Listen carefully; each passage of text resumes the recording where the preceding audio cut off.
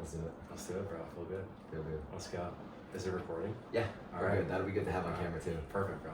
Guys, welcome to the collaboration podcast. Today will be a little bit different. We're doing the DreamState X Seeking Truth podcast. I'm super excited for it. That was awesome. We just did a little meditation before, and you know what's interesting?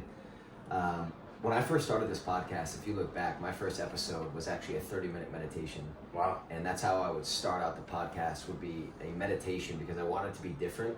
And as I started to interview guests, I realized, like, okay, I gotta be precious with people's time. Not everyone has time for like a 30-minute meditation. Yeah. But it was really nice to have that reminder of like the beginning of where my podcast was birthed from. So Spencer, I'm grateful to be here with you today. I'm excited for this conversation.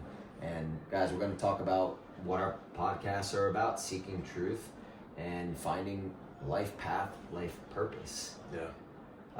To start, if it's cool, I kind of wanted to just learn a little bit. I know we'll be asking each other questions, but I kind of like to learn a little bit about your story and what got you to doing what you're doing now, between Eden, between your fitness approach that you had for a really long time, which from an outsider's view, at least from my view, it seems a little bit different than just a normal, like, here, do this program, eat chicken and rice. Right. It seems a little bit more mental too. So walk us through like the path. I know you had some challenges too. I think it's interesting and for people to hear this, to understand how you got to where you are now. Yeah, it's a really good question, man. And also, I just want to thank you for having me, bro. And it's incredible. I just want the viewers to know, like, Ethan and I met like literally like a week ago. Yeah. Crazy. We become boys and talking about DreamState and hearing your heart, man, and filling your heart with DreamState. And we were doing something called Eden, which is retreat business, sanctuary business.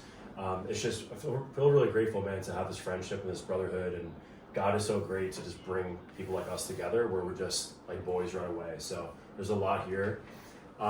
There's something to that too, and excuse my interruption, there's something special about when you meet someone and you're just like, well, there's some type of like brotherhood here. We can giggle at like some of the stupid little things. Yeah. And it's not something to look over. I was listening to something last night, and it was Simon Sinek. Find Your Why guy. Yeah. He's eccentric. I like him. He is very eccentric. Yeah, He was talking with Jay Shetty, and he was talking about this idea of we need to really like nurture friendships more. It's like, yes, we'll have relationship counseling like with your spouse, but there's no like friendship counseling. And to really take friendships and value them, and that was a good wake-up call for me last night, because I've been really focused on that this year, and I also was kind of like weaning out some friendships as well, but the friendships I've kept around really make sure I can nurture those and understand that I'm going to be attracting more. I love that, man. I love that. Yeah, dude, like getting older too, I'm like, the most important thing I feel like is brotherhood. Yeah. Like our friendships and everything like that, because we can gain all these things in the world, but like if we don't have people to share with, I'm like, what's the point? Like relationships, so I feel the same way, bro. And I've been cutting off a lot of people in my life that are not aligned with the vision or aligned with just the impact. I'm sure you feel the same way. Yeah. But that in turn attracts the right people that are aligned with the vision. But yeah, relationships are just so key, man. Everything else is just is added on top of that. Yeah. People always told me that, bro. I'm like, all right, like whatever.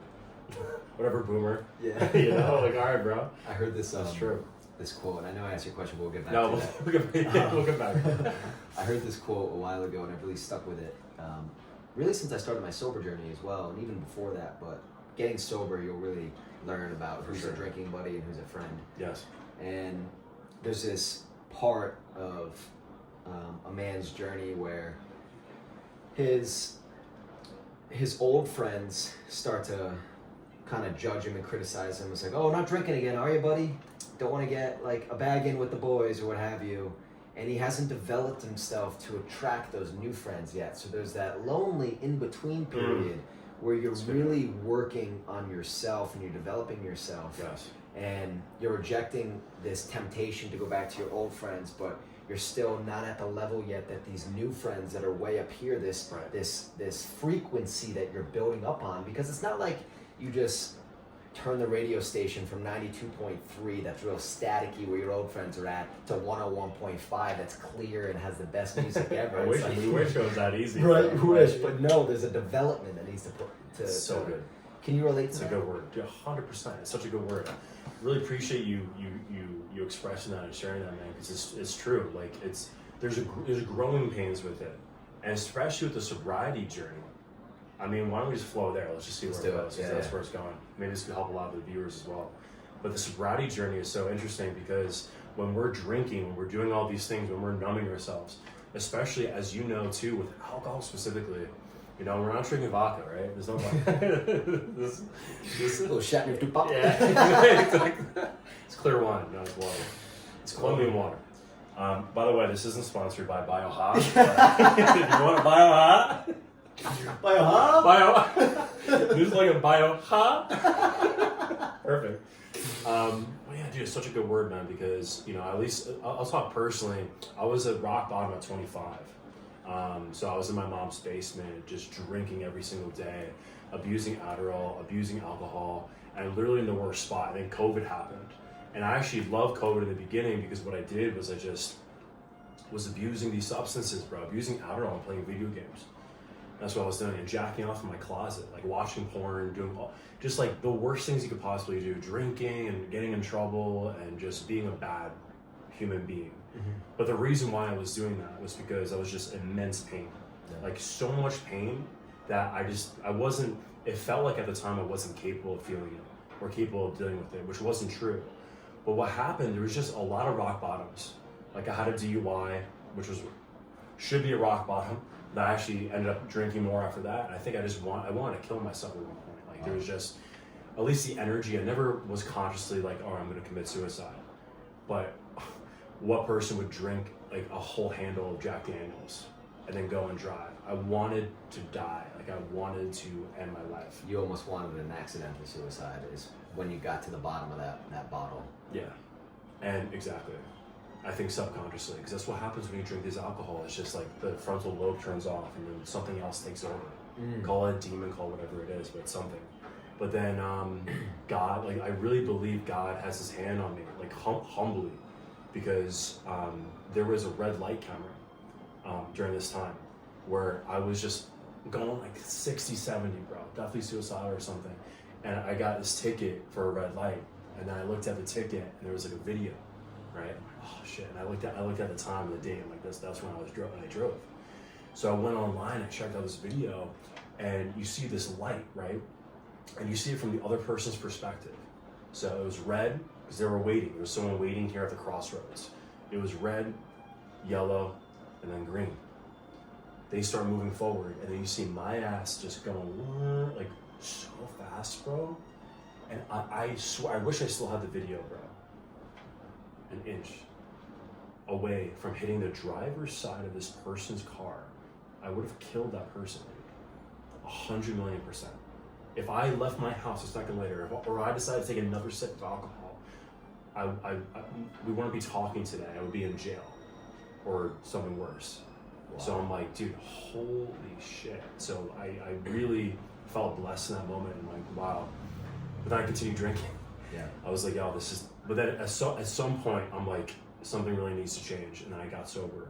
And so full circle, the sobriety is so key because once you remove that numbing agent, especially for us men, then all that shit pops up. Well, for anybody, but I think for men, we're just like, we suppress it a lot more.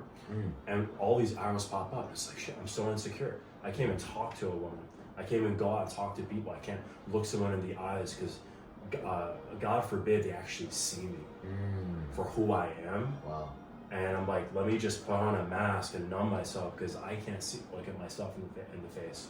So long trajectory, bro, of all these emotions popping up, all this trauma that eventually led to where I'm at now, which I'm not perfect, still doing the work as you know, but quite a healing journey. And now what we do, I think we really align on this in heart-centered approach, is helping others do the same. Yeah. And I'm really, I want to flip this to you, man, because I want to know your origin story. I think that'd be great for people too. Yeah. But I want to plant the seed because I think, you know, we're aligned on this because when we see someone suffer, we've been there, right? So we're like, I want to help you so bad because we know what it's like, and we also know how to get out to a degree, and that's what we do with Eden and DreamState. Is like create your dream state, create your restoration within your body, within your soul. So it's a rare breed for people who'd be like, go through that, but also be like, all right, let's see what we can do and impact people. So the suffering is a blessing only if I feel like we accept the call. I almost think, I'm curious your thoughts, but I almost think suffering is like God's way of just destroying, like punch, like all the shit that isn't him. Because when we remove the money, remove the validation, remove everything, what's left? That really connects to, I guess, my story as well, which will lead into that. And I have a couple questions that we'll get into after. But my story is a little bit different, and I kind of want to utilize the alcohol as well here since we're on this and talk about my journey with that, because whether we view it as alcohol or something, what I've learned, at least for me, is that alcohol was the cure. The problem was within me, and I was utilizing that as a cure. So the addiction wasn't through alcohol, it was actually just one of my chosen cures. The problem was within myself, and I wasn't working through it. So my journey's a little bit different, where I was drinking a lot while I was at like the peak of my what looks like success. Sure. So when I was 22 years old, 23 years old, I took a 4-month trip to Southeast Asia. And this is when I really first met I had signs of my overindulgence in vices before that, because it wasn't just with alcohol. I would do the same thing with Adderall. I would do the same thing with smoking pot. I would just overindulge in vices. Yeah. Because once I have a little taste, I'm like, oh, this feels great. Oh, I was able to talk smoothly with that, so let me get back to that. Right. That was great. Yeah. So when I first realized that, whoa, this is negatively affecting me, is when I was in Thailand. I was living the dream of any 22-year-old kid. I was a backpacker. I was going through Thailand, Laos, Vietnam, Cambodia. Wow. I was with a good friend of mine. And although it seemed like I'm having the best time of my life, I was really in a lot of pain. Where my friend I was with, he was making relationships with females, and he was backpacking with them. And I would meet people, but I was searching for something that I didn't have within myself. I was searching for a cure with alcohol, and I was searching for a cure with sex. And all that did was push women away from me. And it wouldn't, I would have like a neediness with it. And then I would just drink a lot, and I'd get into these really dark places when I was there. Yeah. And I'd be like, wow, I'm living my dream life, but I'm miserable while I'm here. Wow. And then when I kind of, because it would go up and down. And then when I came back to the US, I did this a lot, where I was actually good at going sober and dialing in. So I came back to the US, I was like, okay, just partied for 4 months, let me dial in. So I got into solar, and within solar I started making a lot of money, and I would be inconsistent, where I would, and maybe people can relate to both of our stories, where they can see a little bit of themselves in what we're talking about, but I would be consistent for like 6 months, and then I would binge drink. And for me, it would take me, when I started to binge drink, it would take me like days, 4 days, 5 days. It was like I was seeking for that, the straw that broke the camel's back. Like every time I started to drink, I would need that last night where I'd just overdo it, and I'd be like, okay, I can't do that again. I gotta take a break. You were seeking that. You were looking for that. Yeah, it seemed like it when I look back on it. So I'd be making a lot of money, but I'd always be going back to this vice. Right. Because the exterior things wouldn't bring me happiness. So on the outside, I'm making like $250,000 a year, $300,000 a year. Everything looks like it's going great. Eating at fine dining restaurants all the time, it looks great, but the man that I'm sleeping with, which is me, I wasn't happy with that guy. And I was getting a little bit out of shape. So it kind of came down to the point of me realizing that through times of taking a break, whether I would do 90 days or 120 days away from alcohol, that's when I had the best relationship with myself. That's when I had the most genuine success in my life, meaning I could be drinking a lot, my business success could be here, but all my other areas would be down here. Right. It'd be in the red. Right. But when I would get these vices out of my life, everything would maybe not go up as drastically like one thing, but everything would kind of go up together. But then I'd do that for 90 days and have all the success, and then I'd go back to bad habits and things would drop down. So I was like, you know what? What if I did a year off of this? And in that year is when a lot of like dark nights of the soul came up, and a lot of these things that once you're past that 180 day mark of whoa, like I'm uncomfortable. These neural networks are used to going towards a vice right now, and not used to taking this head on. But that's when the new neural networks are being born and being rewired. And I've been learning a real lot about in that rewiring process. And I even see myself as the guy that doesn't drink now. It's like an identity shift. You see yourself as the guy that doesn't drink. Exactly. I was at an event, not an event, I was with a girl that I was speaking with a couple weeks ago, and I had a half a beer. But I had a half a beer as the guy that doesn't drink. Whereas in the past, I'd have a half a beer and that would not be enough. I would need like, but now I'm just having a half a beer because I want to enjoy this moment with these people. And that's kind of what I've always wanted, is to be able to have a beer with people and not let it control me. And that was a big win for me. So it's understanding that these vices were a cure for me, and they were not letting me work through things that was preventing me to know my true self. And that was really challenging. Dude, so beautiful, man. Just the way you articulated that. Thank you for sharing, man. Yeah, igualmente. And yeah, man, igualmente. Should just be in Spanish, bro? But yeah, man, dude, congratulations on completing a year and you making that aware choice to go ahead and do that. Because a lot of people don't have that awareness or that consciousness. Because a lot of people they go to rock bottom and then, or they get into UI and something else happens, bro. So it's like you need to stop or intervention. So I want to really commend you for that, honor you for that, because I know how hard it is. Because I'm sure that was bringing you some semblance, and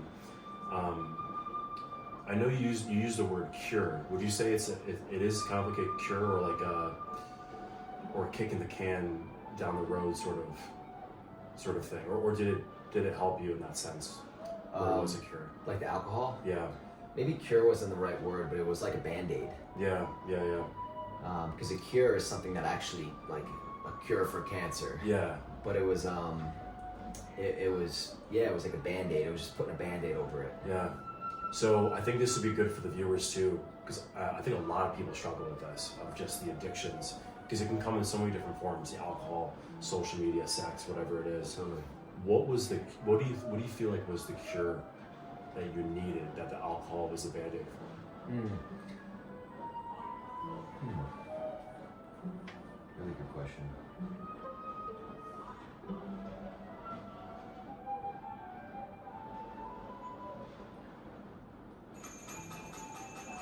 First thing that comes to mind is slowing down. There's this quote that I really like, and it's that God is in the pause. Love that, bro. Let's go. And when I really just started to slow down and get into myself and not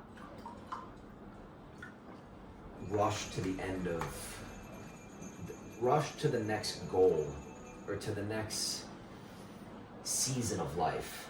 I have a habit, I've had a habit in the past, I've really gotten a lot better with this over the years, but I had a habit of just like grinding it out so hard and getting to the next thing that brings me like a high level of dopamine. It's so good, dude. I think like that is so like gold, because I think we're all feeling that right now, right? I know I am, and like I literally talked to a friend about this yesterday. He's like, he just moved to Costa Rica, was planning it for such a long time, and he got there and he loves it, but then his friends aren't there. Yeah, there's something missing. But then when he had his friends, Costa Rica was missing. And I think this is something that we all relate to. I relate to it so much, dude. Like, I traveled so much last year too, and just everywhere we go, there we are. and there's always more things to do. And I know you and I have these like such big visions, and it's like we want it done now almost. At least I feel that. Do you feel that sometimes? Like, Yeah, of course. Like we can snap the fingers like Rappy though. Yeah. Like just Rappy the Rappy the dream. Yeah, Eden. It should be on the dojos. Yeah. DreamState, Rappy, like man, you know. Eventually AI maybe will do that, but you know, I think that's the biggest thing. I love that you said that, man. Slowing down, and I really have been prioritizing that since being in Medellin, because I've noticed my mind complaining just about just things. Like, oh, it's not as convenient as America, or oh, I have so many things to do. And then I get to the end of the day, and I'm like, I was really productive, but I wasn't like present, dude. And like on those days where I was really productive, but I wasn't present. Like it makes me sad, because I'm like, is this the life that I want or we want? And so like recently, like honestly, the past week, I'm just like really slowing down, reducing the caffeine as much as possible, pausing, connecting with people like yourself and other brothers who are just building something, the heart center of approach. I'm like, this is life. But I think that requires faith, because it's like, then we let go control a little bit. And that gets into the question of God, and just, are we trusting a higher power? Because if we don't trust a higher power, we have to feel like we have to control everything. And I'm curious your thoughts on that. Like, what have you found within DreamState so far in terms of God in relation to DreamState? Or what, we can even start with what is DreamState, so people...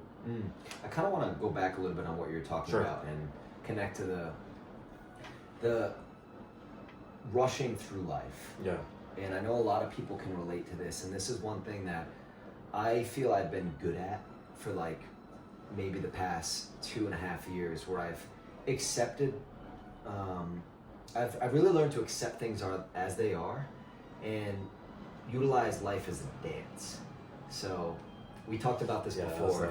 The way you explained it was awesome, man. We're on a mountain. It's like, yo, it's just a dance, bro. Like, this is my human vision. So I like to view life as a dance, and in a dance, you're not rushing to finish the song. You're enjoying each part of the dance. If you step over your own feet or your partner's feet, you don't stop and say, oh, dang it, and get upset and quit the dance. No, you make up for it, and you continue the flow, and you get back into rhythm, and you appreciate the failures so you can learn from it. And you don't rush to be the best dancer ever. And we as human beings, we have an anchoring to want to be wealthy, to want to have a six-pack, to want to have our ideal relationship, to want to have everything right now. And that's a dangerous game to play, because, well, what happens if you don't get it right now? Right. What are you going to lose? Right. You're going to lose faith. So to kind of connect this to your question of believing in faith in God is, I maybe have a different view of faith in God than you do, and I'm always open to speak about this, but I believe in this metaphor for a belief in God, and I don't see it as a man that's sitting in the sky and looking down at us, but I believe it as an energy that is within all of us, that is floating through everybody, and I believe we're all connected on this plane. So if I see someone who's homeless, I see divinity within them. I see myself in them. I see God within them. And I offer them love. And I be present. If I am in a low, I look for the God within that low. What is God teaching me right now? What am I trying to learn from this experience? What is He showing me? This almighty energy, this powerful energy. If I am in a season of my life where I'm learning a lot, and maybe money, we'll use money as an example, isn't coming in that well, and I start to stress out, I just go right back to faith. I have this is my notebook here. I have an affirmation that I say everything, and it's everything always works out for me and brings me closer and closer to my goals, dreams, and desires. And then below that, I say I see God in everyone, and I let God work through me. So when I'm saying this every day and things aren't going for me, I come back to these mantras and my belief and my faith. Because if things do hit the low and the fan again, and I start to want to grind 13 hours a day on something that doesn't actually feel good within my soul, because it's going to give me some exterior validation, or it's going to appease my ego, well, I start to just ask the questions why. I feel like I was always good, even when I was in business and I was in sales and I was grinding a lot. I never neglected soul expression. It's something that's always been. Were you like that as a kid? Were you very playful and kind of connected? Were you sensitive? Very, yeah. Yeah, me too. Yeah. Does that kind of answer the question? And I want to hear your perspective. I honestly forgot the question, to be honest. But it did. That was great. Yeah, it kind of went on a riff. No, it's great, dude. I align with that to a large. I agree with everything that you said. I agree with everything that you said. I think it's a very mysterious thing that we've talked about many times, and I know that God is within everybody. Like, so right now, like, we're having this podcast and everybody listening or watching. It's one instance of it's a single source of consciousness that's within each other. And so we're looking at each other. You've had your experiences, right? You've had your memories, you've had your pains, you've had your triumphs, you have your failures. I've had my own pains, my own triumphs, my own failures. But when we're like looking at each other and we can see ourselves, like that's empathy, and that's really feeling, and that's love. You know what I mean? Yeah. And it's so easy to be like the illusion of separation, to be like we're separate. Yeah. But we're not. And maybe we can come to that realization through medicine. Like mushrooms, to be honest, like has been really, really powerful for me. And I know, like I believe in Jesus. I know a lot of modern Christians, when I mention mushrooms, they'd be like, don't do that. But that's been a huge part of my journey, really healing for me. But one of the major things with the mushrooms themselves in that journey is like, I felt, maybe we'll get into this, like our journeys, we're open to that. Yeah, I did want to, when you were just speaking about like the connection, I don't know, I got like chills within me. I felt it, yeah, I saw it, yeah, turn on a little bit. Yeah, it was just, it's really beautiful. And have you always been able to like feel that connection and bring that connection within friends and people that you feel close with? Or is this something that has kind of been, because I feel like that's a God energy, that's a divinity energy that you can experience with other people. And it's unfortunately rare. I believe that we have that, and I believe that's beautiful, but have you always experienced that throughout your life? Yeah, it's a really good question, bro. When I was a kid, I was super sensitive. Like, I felt everything. Like everything, and it was just really raw. And for example, I remember when someone was like bullied in front of me, that literally hurt. I'm like, yo, don't do that. Did you feel the same way? like, yo, don't do that shit, man. I don't know why that's bad, but like, don't do that, man. Yeah, I was like the hero. Yeah, I was the jock that smoked a bunch of weed, but still stuck up for the geeks. Oh, dude, we need people like you, bro. I wasn't even the jock. I was just the funny guy, but that's great. We need warriors like you out there. But yeah, man, I definitely, was really tapped in and felt people intensely. But then, the other side of that is too much for the world. I was feeling so much anxiety. And this goes into just a lot of family dynamics of lack of safety within my family, just in general. And that led to like a huge journey of just trying to return back to that kid in a way of like tapping into that energy. I was on antidepressants for like 10 years. Were you really? Oh yeah, I didn't tell you that. You told me a little bit. I don't know about 10 years though. Dude, like probably more. So when I was 8, psilocybin has helped with that. So tremendous, dude. Like it's a godsend, bro. It's a godsend. It's helped me physically heal my brain from that poison, bro. I mean, I believe for me as well. I was on Adderall all throughout. I think middle school and high school and after high school. Oh shit. And I would I remember one time, bro, I was in the bathroom, and you know how Adderall kind of shrinks your pee deal?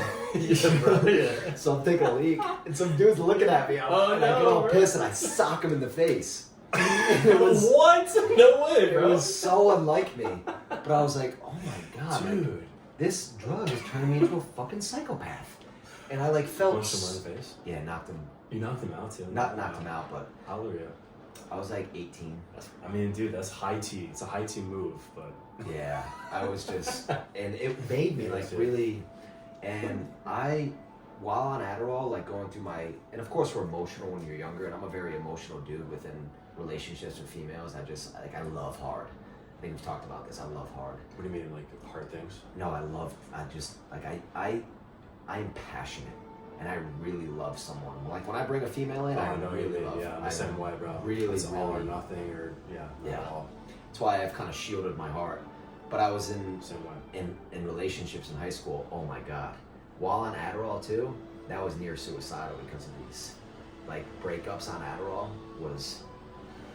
And that's how I knew like this is not from God, and I need to get off of these things. And I think if I went to college, it was a blessing I didn't go to college, because I think I would have kept doing that in college, and I didn't. So excuse my interruption. I just wanted to add into that. No, I'm really glad you, dude. I was on Adderall as well. Were you? A lot of similarities. A long time, bro. So I quit alcohol before Adderall. I was on Adderall on and off for like 8 years. Wow. So I know what you're talking about with the dick thing, and also just the behavior, bro. Of like I yelled at my grandmother when I was on that. I was like, yo, like just terrible. Just not. It's not of God, you know. Yeah, I would freak out on my mom. Yeah, it would be me and my mom too. And I'd feel all depressed after too. Like, why did I do that? Dude, it's like such a weird energy, a weird drug. Yeah.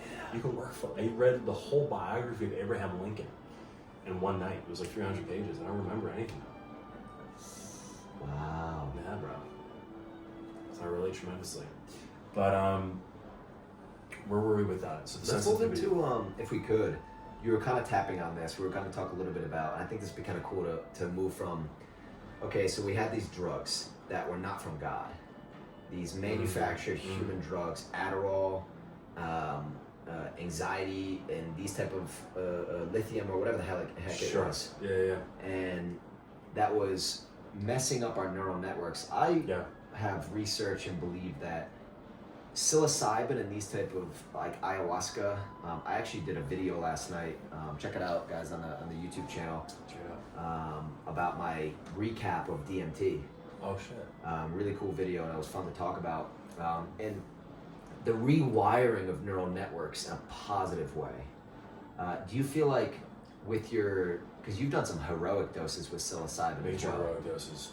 Do you feel as if there was almost some rewiring like that happened positively after these experiences, or can you elaborate on that? Yeah, mushrooms, I think, so right under God, mushrooms has been, and then meditation. So God, number 1, mushrooms, number 2, and then meditation, number 3. Mushrooms is number 2. So completely transformed my entire life. When I got off the antidepressants, I was completely just fucked, bro. Like no confidence, no serotonin. Like my brain wasn't producing the serotonin that I needed. And I felt that with people, no dopamine, and I had no sexual energy too, because I was in fight or flight. And we know how important that is. Like with men, if we don't have sexual energy, we don't have life. Yeah. Like literally, it's so important to always just feel on fire. If we don't have that, then we're not in it. We're not in the game. And so mushrooms like reset that for me. It's super weird. It's a nuke. And I think if somebody like myself, because I suffer from OCD as well, obsessive compulsive disorder, creates like, so on a neurological level, creates these really intense groups that these poor people can't get out of.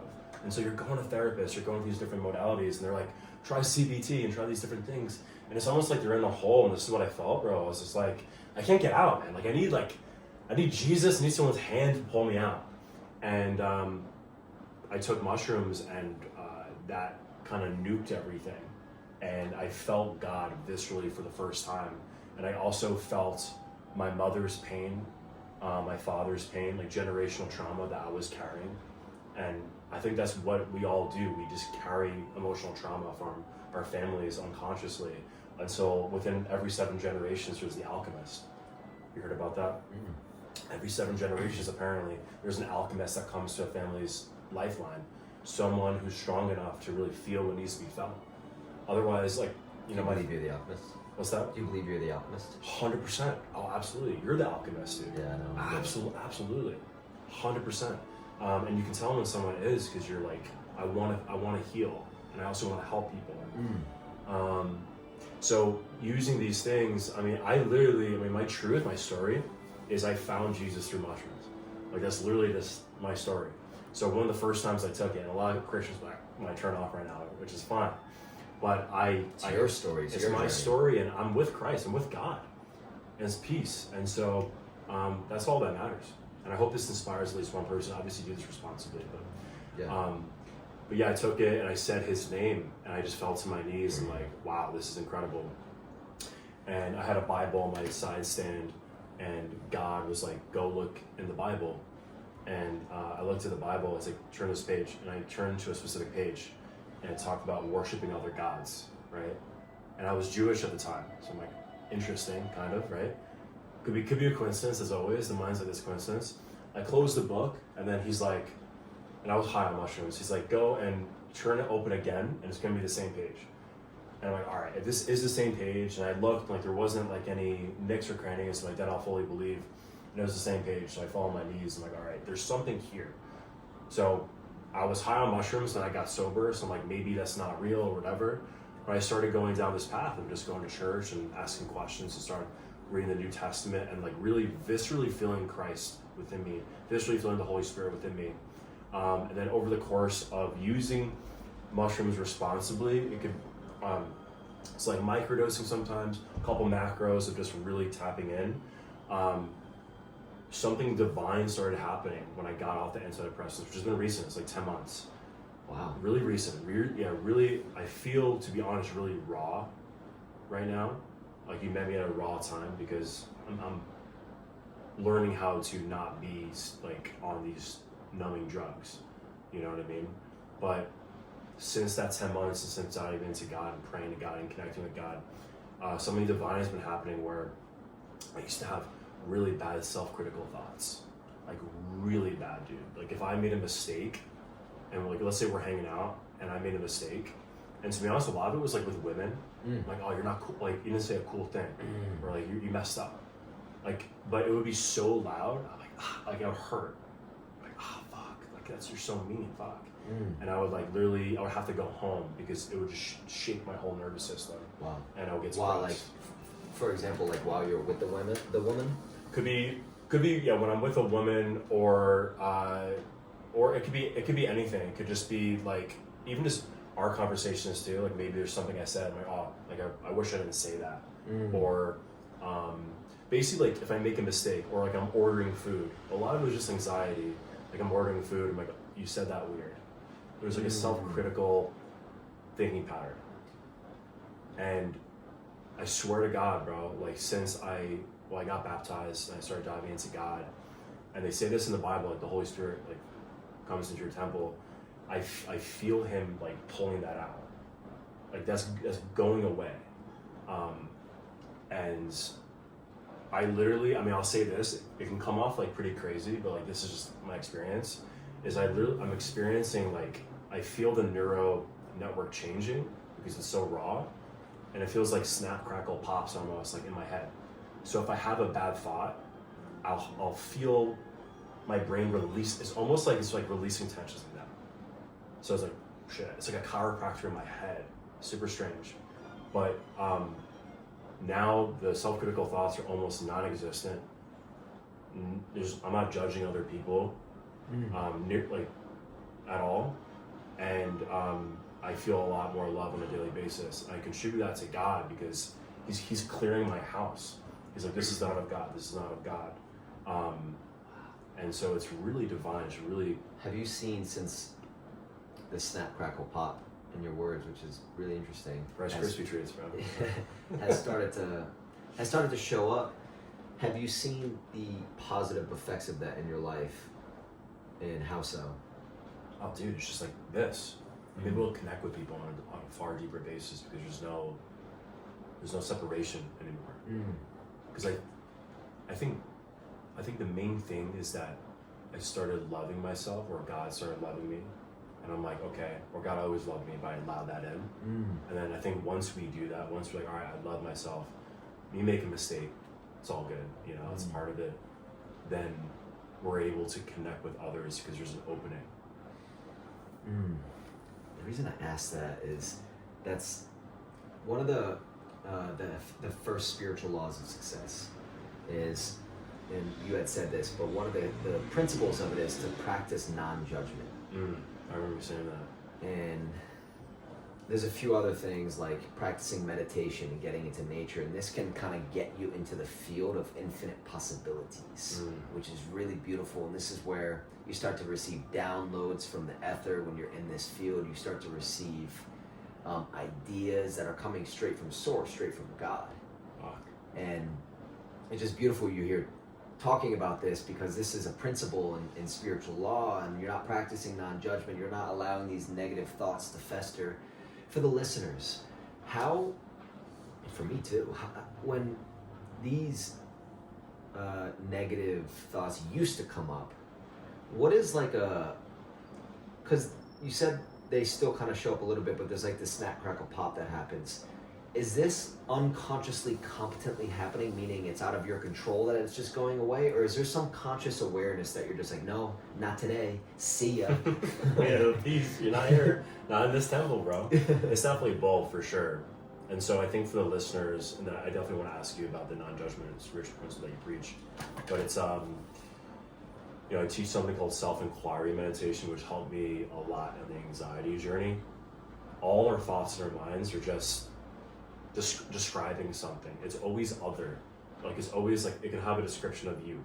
Like, okay, Ethan's wearing like a green shirt, beard, green eyes, dope guy, or like the description is. But that can never actually experience you or anything or life. And so the mind can judge other things and describe things, but it's never that. So what I do is I really, my priority is to live from my heart as much as possible, because I know that's life. But my mind doesn't understand it, and my mind will pop up things like talking about different things. But I think it's subconscious by letting go. And David Hawkins has a great book, Letting Go. Just let go. Don't hold on to it. Just let go, and then return to your breath, return to your heart, and realize that your mind is not you. Because if we're not meditating on a daily basis, we don't have a daily practice. Every single thought, I think a lot of people listening have this, right? Which is, I think we both feel this. It's so rampant and it's suffering. What happens is then you're at the whim of what pops up in your head. You're not in full control of your life. You're a slave to your mind. And God is not found in the mind. It's not there. You can't look for it. Atheists are like, where's the proof? It's like, do you want to be right, or do you want to feel love? All right, you're right. Fine, there's no God. Fine. All right, you're right. All right. Then what, bro? Then you die, and like nothing happens. It's like, what the fuck is the point? It's just a low consciousness way of looking at it. Yeah. But it's like, God loves you so much, and Do you want to be right or be loved? You want to be right or be loved, bro? And some people might say you're right. But dude, I want to flip this over to you, man. I'm really curious, because you mentioned that one of the first times that we talked about the non-judgment thing, and I really feel that from you. I don't feel like a judgment at all from you. I'm curious, how did you cultivate that, and how does that show up for your life now in terms of deepening the quality of it? Well, I really appreciate the question.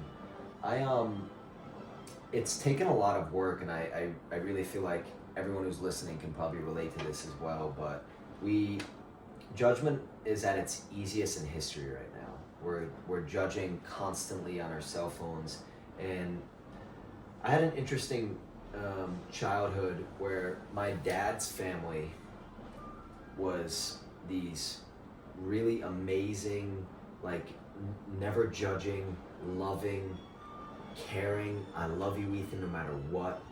And my mom's side of the family was very judgmental and very critical. So I had a taste of both, and my heart always went towards my dad's side of the family because of that love, and I just felt so at peace with them. And I think from a young age, I kind of had an understanding of how judgment didn't sit well with me, and I didn't like it, and it made me uncomfortable. When I was younger, I always just chose the positive thoughts over the negative thoughts. From high school, I was always a dude that was just always positive. And I was able to just preach positivity to other people. I didn't care that people were like, oh, you're the positive guy, be realistic. I'm just like, I'd rather be optimistic. That's great. If it doesn't happen, it doesn't happen. And I would utilize like the law of attraction in restaurants. I'd go up to people in the restaurant and be like, hey, guess what? I'm gonna make $500 tonight. Watch. How old were you? I was like 18, 19.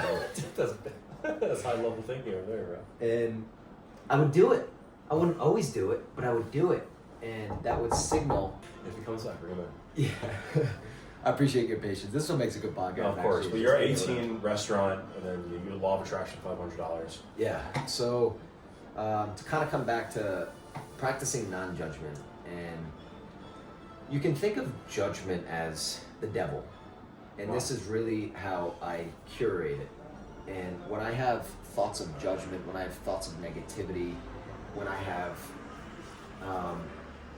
an obsession with maybe things that are out of my control, I realize that that's not coming from God and coming from the greatest part within me. That's coming from the devil.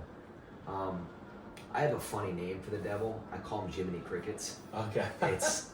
And I think of Jiminy Crickets on my left shoulder. I've talked about this a lot. So I see the devil on my left shoulder, which is Jiminy Cricket. So if I have a judgment thought, I actually speak out loud and I say, no, Jiminy Crickets, not today. I will not judge this person. I will not allow this judgment in my heart because I see divinity and I see the good within everybody. And I also know that there are things happening. If I allow judgment to fester in my mind, this is taking me away from God. This is taking me away from Source. I am blessed that my life is awesome and my life is easy. But it's because I am aware of the things that make my life awesome and easy. And I do not allow judgment. I do not allow fear into my mind. Of course it's there, but I speak to it and I say, no, not today. I won't allow you, because if we think about the field of pure potentiality, the first law of the spiritual laws of success. So the field of pure potentiality states that today I must judge nothing that occurs.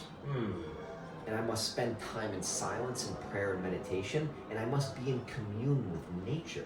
What is the law? What is this law? The law of pure potentiality. And so is this for people, just for context, pure potentiality means like what's possible? Your purest potential as a human being, you in your purest form. So that requires no judgment. No judgment. It's a powerful Also, word. the purest spiritual form requires no judgment. It's a powerful word. And that is the introduction to enter the field.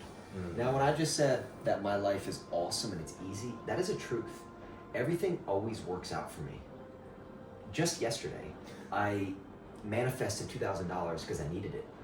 But it's easy for me now. It's so easy for me to practice the law. But I essentially was just like, first have faith and trust. So identify what it is that I want. Okay, I need this $2,000 for this. And then I detach from it. And then I trust. So, hey, I really need $2,000, God. Two cases. Write it down. So it's just like, and then I get clear on what it is that you want. You attach an emotion to it, and then you release attachment to it, and then you trust that it'll come. But to be at this Jedi level, I just like using this word, to be at this Jedi level of attraction, you need to do all the other steps. You need to practice non-judgment. You need to spend time in commune with nature. You need to spend time in silence and prayer and meditation. Because if you're attracting, you have to be at a frequency. You can't be too above the frequency or too low the frequency. You have to be at the frequency of what you are attracting is at. So to get to that frequency, you have to be aware of how to get there. And the field of pure potentiality is one of the easier ways. I had many other ways of tapping into frequency, but that's one of the easiest ways that we can all do today. That's really, really powerful, man. That's great. Wow. So for people listening, if they wanted to manifest, let's say 2K specifically, right? So you would say do the pure potentiality. So say meditation, prayer, making sure there's no judgment whatsoever. Think about the thing. Tanaka. Estás? ¿Wanna be on our podcast? Listo. Sí. ¿Cómo se llama? Elmer. Evan. Evan, Mucho ¿Cómo gusto. yo soy Spencer. Elmer Zapata. Para servirle. Yo soy el encargado del edificio para lo que necesite. Ok. Listo. Gracias. Listo. Quiero que Edgar. Elmer. ¿Tu nombre? Evan? Elmer. Oh, okay. Que teníamos un problemita con el ascensor y necesitaba verificar todas las... Okay. Jorge, ¿está bien? Sí, Ok. ya. Listo. Oh, good. No, he's good. How much time do we have, brother? We gotta get wrapping up. We're gonna wrap it up. All right. So how can people find you? So Ethan Try X, so ETHANTRYX is my Instagram.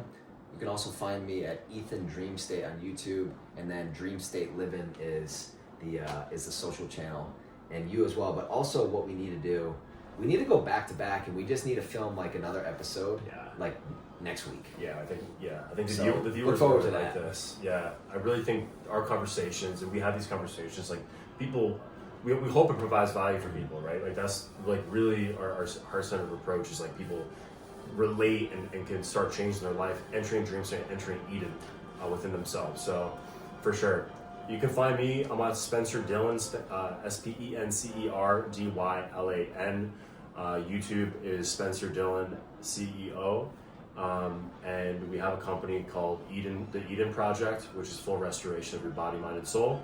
Complete alignment, helping you with your fitness, while also making sure you're not out of balance, and we're helping your spirit, helping your mind, so you're in symmetry with God. This is not the end. This is just the beginning. We're thinking of having Eden X DreamState retreats, so we can serve as many people as possible and do this in person. Yeah. I think there's a lot of healing that we can help people with. I agree.